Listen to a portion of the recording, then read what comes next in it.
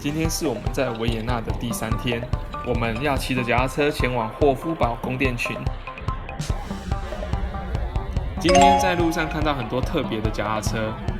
很多都是用来送货用的，包括昨天我们在路上有看到食物外送员，他们不是骑摩托车送货，而是骑脚踏车送货。而且这几天在路上发现自行车专用道的密度很高。后来有欧洲人跟我们说，欧洲的大都市交通繁忙，常常交通打结，所以呢，骑脚踏车反而比较方便。一方面，骑脚踏车不太需要顾虑像汽车的一些种种停车规定，而且骑脚踏车更能深入到每一个地区。很自然的，大家就把单车当成日常生活的一种交通工具了。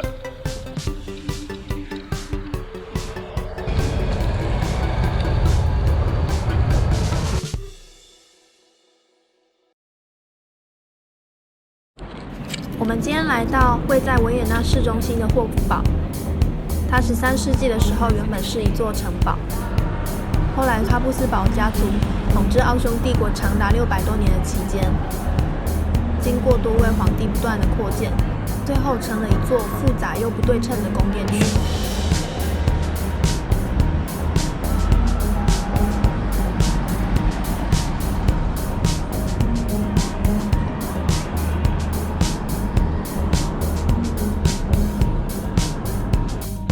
我们走到霍夫堡宫殿群，首先映入眼帘的就是英雄广场。广场上有2座铜像，一座是第1位成功抵御拿破仑的卡尔大公，另一座是纪念与土耳其大战中战无不胜的欧根亲王。所以英雄广场就是因为这2位英雄而命名的哦。我们现在看到霍夫堡宫殿，它分成新宫与旧宫。沿着雕像往前看到的是霍夫堡的新宫，它是现在奥地利的总统官邸所在。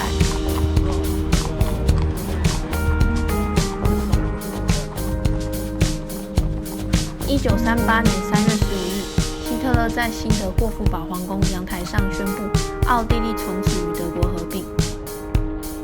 当英雄广场上的人群向希特勒欢呼致意的时候，也开启了纳粹德国的序幕。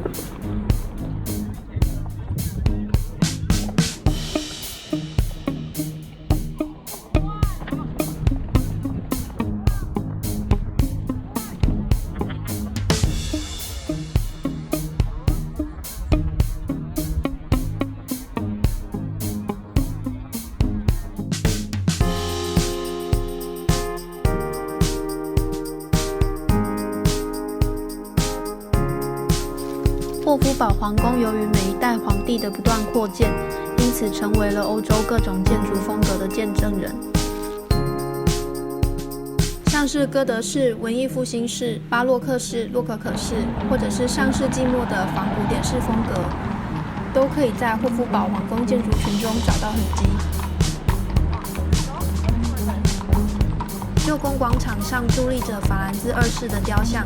他是神圣罗马帝国末代及第1代的奥地利皇帝。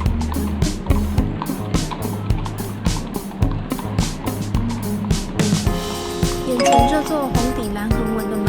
是旧王宫的正门，在瑞士门的上方，我们可以看到金色的哈布斯堡双鹰家徽。中世纪时，许多王公都喜欢让剽悍又忠诚的瑞士人把守城门，哈布斯堡王朝当然也不例外喽。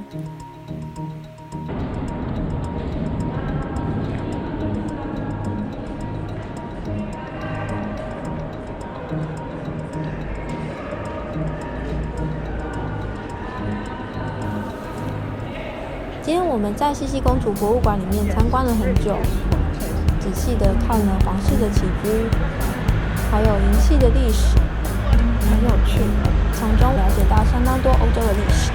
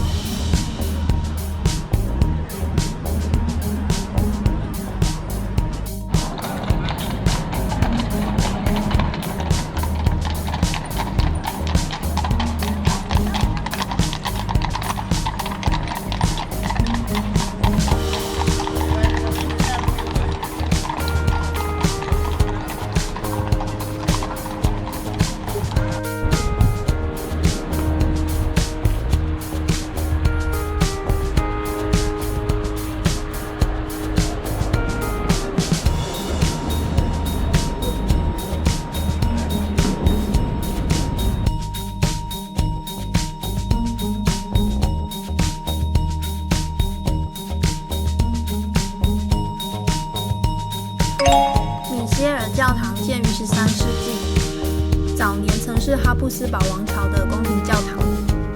虽然它的主体部分属于晚期罗马式，但是它却拥有一个早期的哥德式尖塔。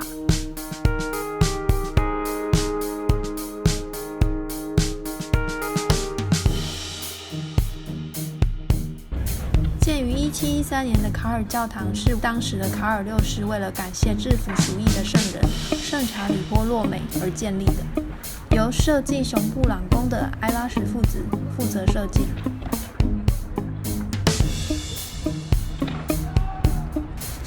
卡尔教堂算是巴洛克式的建筑，不过它的建筑特色融合了许多设计元素。教堂的正门是属于希腊式的风格，教堂的两侧建筑则是属于文艺复兴与巴洛克时期的风格。整座教堂看起来小巧而精致，坐落在维也纳老城区的一角。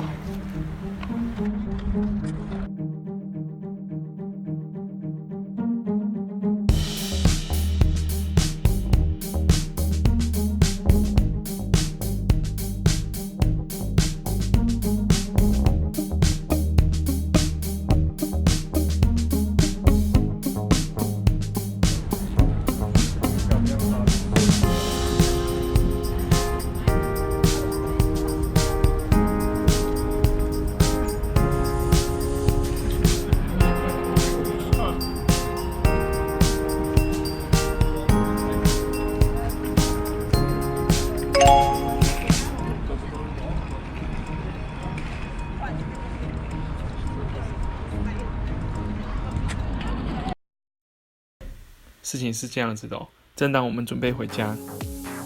然后再经过卡尔教堂旁边的公园，看到一个免费的公共打气筒，看到打气筒就很开心啊，然后就赶快帮我们的车胎呢再补更多的气，希望让它更饱满。然后结果因为它的公共打气筒其实没有在维护，所以我们在打气的时候发现，奇怪，怎么越打那个我们的车胎呢越扁，车胎已经泄气了。当时没有把小的打气筒带出来，所以我们就根本就没办法打气了。后来也有发现呢，好像是学生，他也看到那个打气筒，他也把那个打气筒拿去打他的轮胎的气，结果呢，他一样也是整个轮胎就泄气了。就这样子，天色也晚了，我们就不得已就只好从卡尔教堂的旁边的高中，然后就走回去。还好老天有保佑。我们从卡尔教堂牵着泄气的脚踏车走回住宿地点，距离不到3公里哦，其实一下子就到了，真的是不幸中的大幸。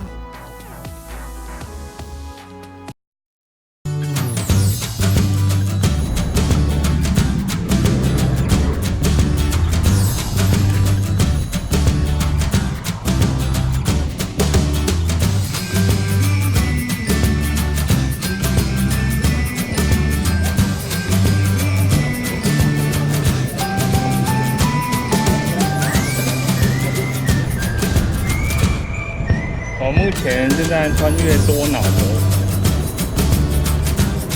要到对岸，然后再沿多瑙河的沿岸骑。